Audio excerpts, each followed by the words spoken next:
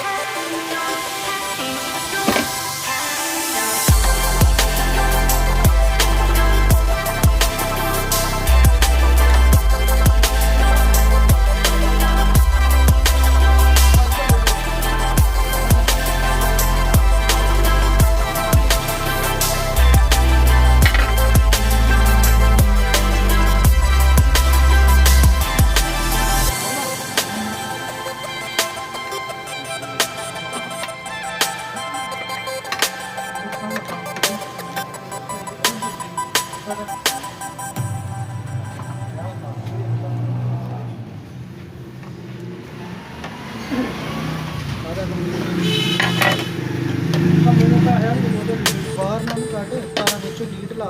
ਨਾ ਬਾਹਰ ਕੱਟਾਂ ਕੱਟ ਯਾਰ ਵਿੱਚ ਪੱਕੀ ਲੀਡ ਲਾ